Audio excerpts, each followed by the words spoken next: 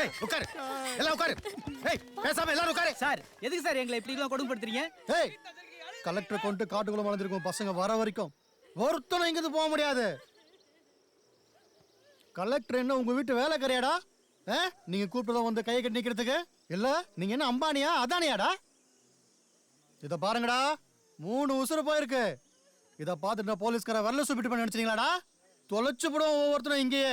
Sir எங்க பிள்ளைங்க அப்படி பண்ணிருக்க மாட்டாங்க சார். வேற எங்கேயோ தப்பு நடக்குது சார். அப்புறம் ஏடா தலைமுறை இருக்கானுங்க? அவனுங்களை நீங்க வர சொல்லுவீங்களோ இல்ல அவனுங்களா வருவானுங்களோ? எப்படியாவது இங்க வந்தே ஆகணும். ஏய் அவனுங்களா வந்தான்னு வச்சுக்கோங்க, உயிர் மட்டுமாவது மிச்சம் இருக்கும். இல்ல ஒருத்தன் எலும்பு கூட மிஞ்சாது பாத்துக்கோங்க. சார் எங்களை நீங்க என்ன வேணா பண்ணலாம், ஆனா இந்த காடு உங்களை சும்மா விடாது. என்னடி காடு கருமாதிரி இழவு எடுத்துட்டு உட்காந்துட்டு இருக்கீங்க? அப்பயே சொன்னாங்கல்ல வீடு கட்டி தர இடம் கொடுக்குறோம்னு சொல்லிட்டு போய் தொலைய வேண்டியது தானே. இங்க பாரு, இந்த காட்டை யாராலும் நாங்க தான் முடிவு பண்ணுவோம். இப்ப பண்ணிட்டோம், புரியுதா? சார் எங்களை எல்லாம் உடனே வெளியில விடுங்க, இல்லன்னா நாங்களும் உங்களை சும்மா விட மாட்டோம்.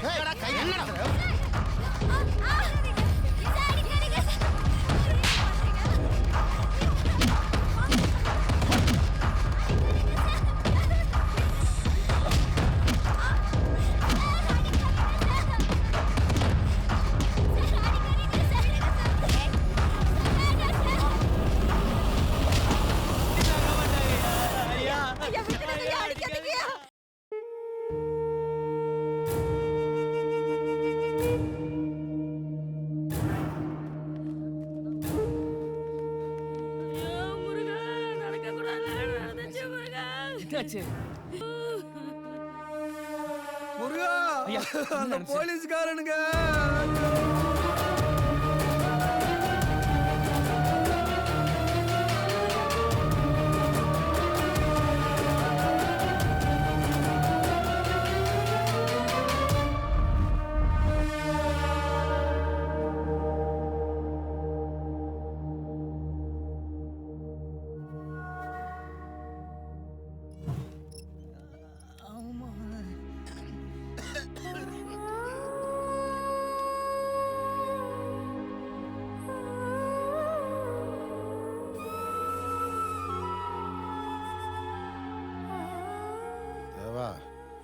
இப்படி ஒரு சரக்கு இது வரைக்கும் நான் சாப்பிட்டதே இல்லை. நீ கொடுத்த சரக்கு சூப்பர் சரக்கு தேவா.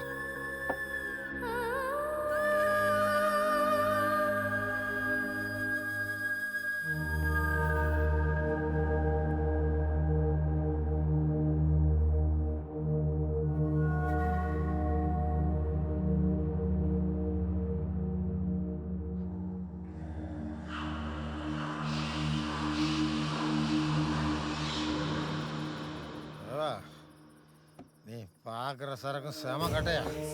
என்ஜாய்.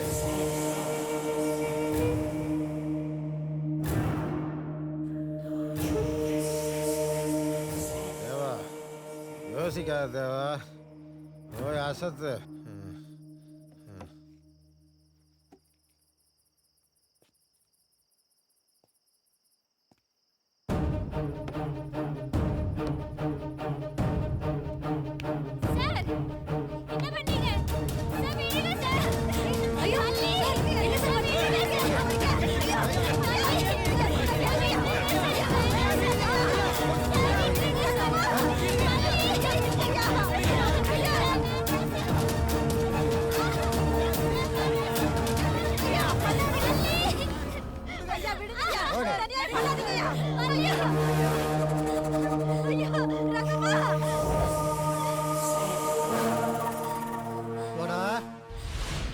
இன்னும் மணி உருட்டு இருக்க,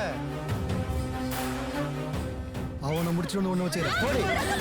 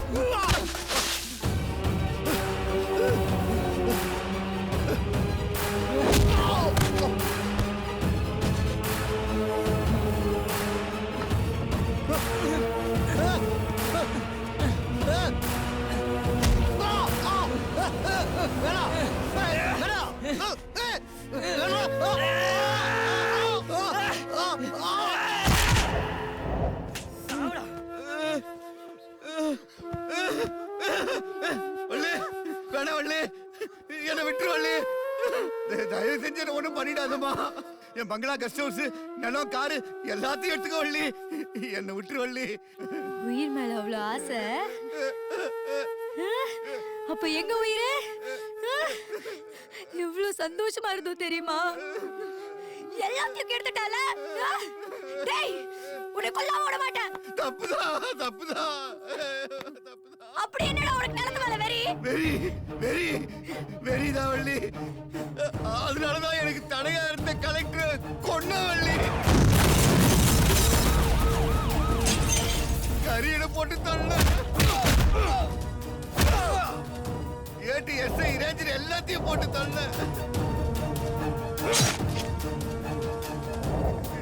எல்லாத்தையும் நானே பண்ணிட்டு ஊர் மேல பழிய போட்ட வள்ளி.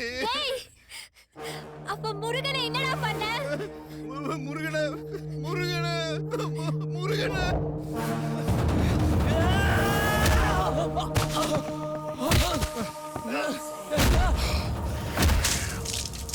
நான் தான் வள்ளி போட சொன்னேன். ஐயோ, கொன்னுட்டியாடா. ஐயோ.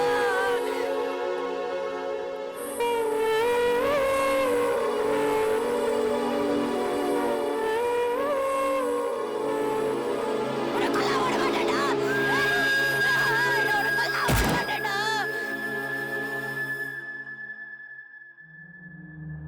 வள்ளி, நீங்க எல்லாரும் ஆயுதத்தை கீழே போட்டுட்டு என்கிட்ட சரண்டர் ஆயிருங்க.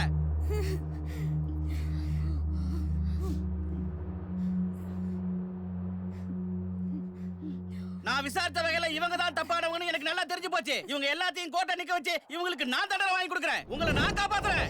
யாரு நீங்க? எங்களை காப்பாத்த போறீங்களா? எங்களை சுட்டு கொன்னு புதைச்சவனே உங்க பக்கத்துல தான் நிக்கிறான். அவனே உங்களால ஒண்ணும் பண்ண முடியல. இவனுங்களை மட்டும் இவனுங்க செத்தாதான் எங்க காட்டை காப்பாத்த முடியும். இவனுங்களை மட்டும் உயிரோட விட்டேன்னு வச்சுக்கோங்க, இந்த கோவன்பதி காடு மட்டும் இல்ல, மொத்த நீலகிரி மலையுமே அழிச்சிருவானுங்க.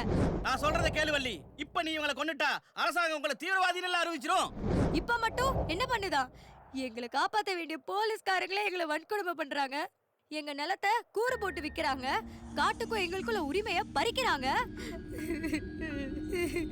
முருக அப்பவே சொன்னான், அந்த நகரத்து நாகரிக வாழ்க்கை வேணாம், இந்த காடும் மலையும் தான் நமக்கு அறிவு, இதெல்லாம் தான் நம்ம சந்ததியை காப்பாத்தும்னு. ஆனா இப்போ ஆயுதம் ஏந்தி போராடினாதான் எங்க காடு எங்களுக்கு. இது யாரால? அதுக்காக சட்டத்தை மீறி நீங்களே ஆயுதத்தை கையில எடுத்துக்குவீங்களா? யாச எடுக்கிறா? எடுக்க வச்சிட்டீங்க. காட்டையும் மலையும் தவிர வேற எதுவும் தெரியாத எங்களை இங்கிட்டு விரட்டிட்டு இந்த வெறிச்ச மண்ணுல எவனோ ஒருத்தன் ரெசார்ட் கட்ட போறானா, அத தடுக்காம எங்க கிட்ட வந்து சட்டம் பேசுறீங்க? வரவன் போறவனுக்கெல்லாம் நீங்க வேணும்னா கை கத்தி வாய் பத்தி நில்லுங்க. எங்க உசுரை கொடுத்தாலும் இந்த மண்ணை காப்பாத்துவோம். உங்க எல்லாருக்கும் கடைசியா சொல்றேன், இருக்கிற ஆயுதத்தெல்லாம் கீழே போட்டு மண்டி போட்டு உட்காருங்க. இல்ல வள்ளி, என்ன பத்தி கவலை விடாது. நான் செத்தாலும் பரவாயில்ல, அவனுக்கு யாரும் உயிரோட இருக்க கூடாது. வள்ளி வேணாம், சட்டத்தை கையில எடுக்காத, துப்பாக்கி கீழே போடு. குண்டை வச்சு நாட்டை அழிக்கிறவன் மட்டும் இல்ல, சொந்த காட்டை அழிக்கிறவனும் தீவிரவாதி தான். இவனை நான் உயிரோட விட மாட்டேன். வள்ளி நான் சொல்றத கேளு, துப்பாக்கி கீழே போடு. வேணா வள்ளி, அவனுக்கு இருந்தா நம்ம மண்ணை காப்பாற்ற முடியாது, நம்ம சந்ததியே அழிச்சிருவானுங்க. வேணா வள்ளி, இவர் சொல்றத கேட்காத, நான் சொல்றத கேளு, துப்பாக்கி கீழே போடு, போடு கீழே. வேணா வள்ளி, நான் சொல்றத கேளு, அவங்களுக்கு நான் தண்டனை வாங்கி கொடுக்கறேன். கீழே போடு, ஆயுதத்தை கீழே போடு. வேண்டாம் வள்ளி, அவர் சொல்றது போடு வள்ளி.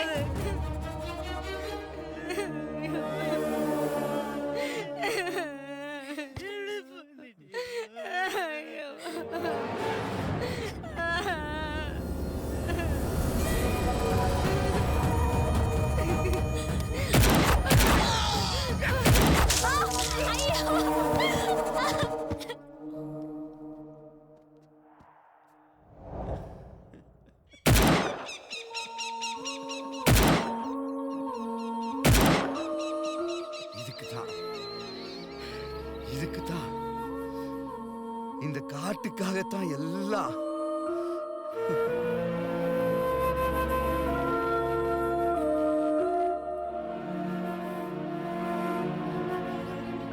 இந்த காடு என்னது?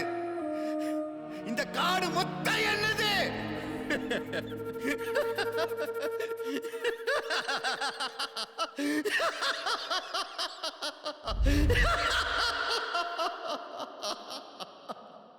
நீலகிரி மாவட்ட கலெக்டர் கார் குண்டுவெடிப்பு தொடர்பான தேடுதல் வேட்டையில் ஈடுபட்டு வந்த சிறப்பு அதிகாரி கொளஞ்சிநாதனை கோவன்பதியைச் சேர்ந்த முருகன் மற்றும் அவனது கூட்டாளிகள் சுட்டுக் கொன்றுவிட்டு தப்பிச் சென்று விட்டனர். அங்கு நடந்த துப்பாக்கிச் சூட்டில் இன்ஸ்பெக்டர் தேவராஜ், வள்ளி என்ற பெண்ணையும் ஊர் தலைவர் மூப்பனையும் என்கவுண்டர் செய்து கடத்தப்பட்ட பிரமுகர்களான தொழிலதிபர் பாகரை ராஜா, முன்னாள் எம்எல்ஏ மேகநாதன், டிஎஃப்ஓ சிதம்பரம் ஆகியோரை பாதுகாப்பாக காப்பாற்றினார். அதனைத் தொடர்ந்து கோவன்பதி கிராம மக்களை அங்கிருந்து வெளியேற்ற உத்தரவு பிறப்பிக்கப்பட்டுள்ளது. தலைமறைவான முருகன் மற்றும் அவனது கூட்டாளிகளை தேடும் படலம் தொடர்கிறது.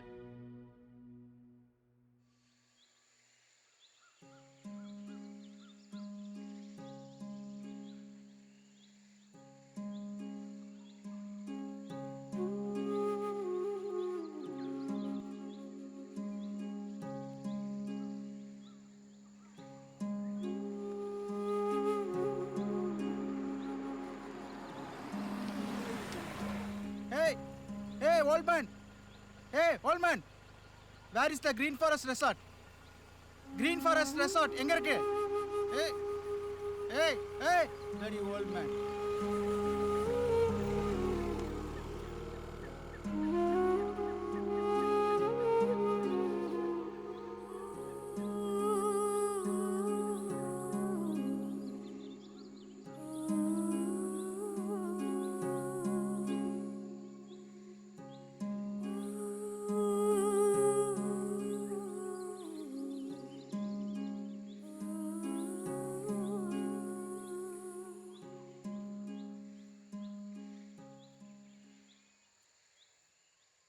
முதல் தாய் நமக்கு மரம்தான், அதை முழுதாய் மனிதன் மறந்தான்.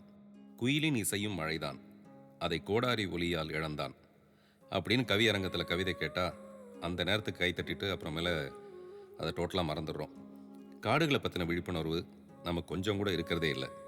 வீடும் நாடும் நல்லா இருக்கணும்னா காடு நல்லா இருக்கணும். ஆனால் நாம் என்ன பண்ணுறோம்? காடு மலையை அழித்து கட்டடம் கட்டுறோம், காற்று மழையை விரட்டி வெப்பத்தை கூட்டுறோம்.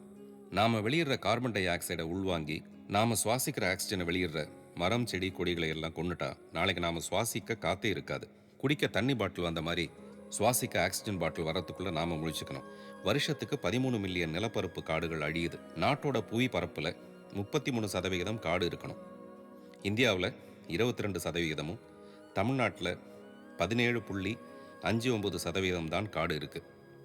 காட்டழிப்பால் மண்ணெரிப்பு, விவசாய பாதிப்பு உண்டாகி விளைநிலம் பாலைவனமாகி விவசாயிகள் வாழ்க்கை மயானம் ஆயிடுச்சு.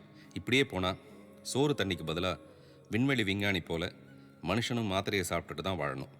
நம்ம நாட்டில் நதிநீர் சண்டை மாதிரி உலக விஞ்ஞான வளர்ச்சியை பார்த்தா வானத்தில் மழை மேகத்தை தடுத்து திருப்பி தன்னாட்டுக்கு மழை பொழிவை ஏற்படுத்துகிற நிலை வெகு விரைவில் வரத்தான் போகுது. இதனால் காத்துக்கும் சோத்துக்கும் நீருக்கும் உண்டாக போகிற போராட்டத்தால் 3ஆம் உலகப்போர் வந்தாலும் ஆச்சரியப்படுறதுக்கு இல்லை. அந்த நிலைமை வராமல் இருக்க காடுகளையும் இயற்கை வளங்களையும் காப்பாற்றுற முயற்சியை நாம் இப்போ இருந்தே ஆரம்பிக்கணும்.